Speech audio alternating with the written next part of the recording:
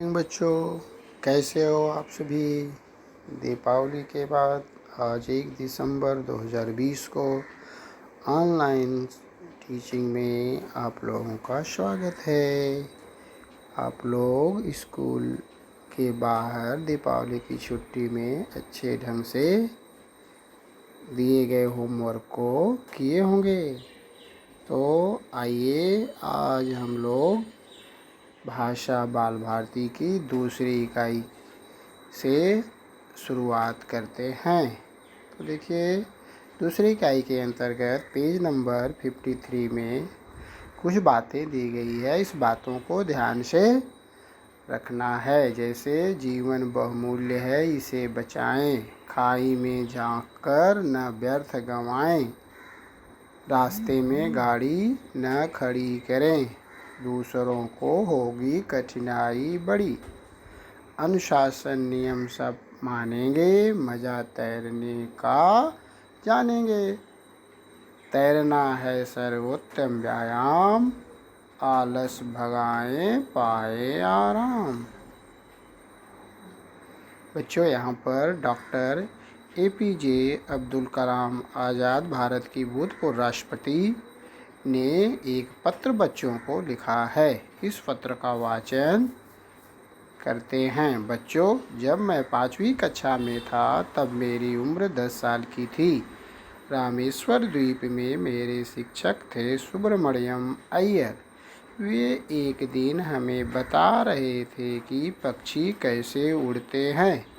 सिर्फ पक्षी कैसे उड़े यही नहीं, मेरा भविष्य भी कैसा होना चाहिए वह भी उन्होंने मुझे सिखाया।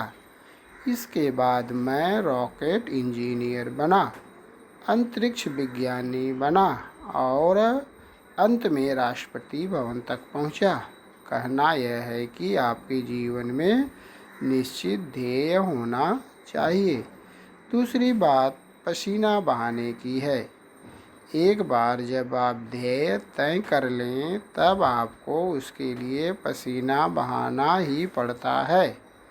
तीसरी बात है, उसमें कठिनाइयाँ भी आएंगी, किंतु आपको उससे डरना नहीं है।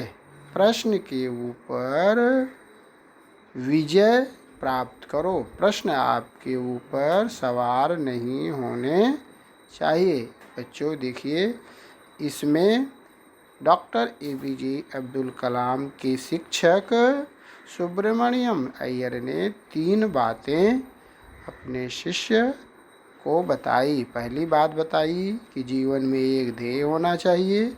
दूसरी बात, उसे प्राप्त करने के लिए पसीना बहाना चाहिए। तीसरी बात, अगर कोई कठिनाई आती है तो उस कठिनाई से डरना नहीं चाहिए। बच्चों, इस पेज को आप 2-3 बार पढ़ लो। कुछ प्रश्न बनाइए। जैसे श्री डॉक्टर APJ अब्दुल कलाम आज़ाद के शिक्षक कौन थे? वे कहाँ रहते थे? उस समय डॉक्टर APJ अब्दुल कलाम की आयु कितने वर्ष थी? डॉक्टर APJ अब्दुल कलाम शिक्षा के पढ़ाई के बाद क्या बने? उनकी रुचि किस में थी? इस तरह छोटे छोटे प्रश्न बना करके आप लोग नोटबुक में लिखें और उसे भेज दें।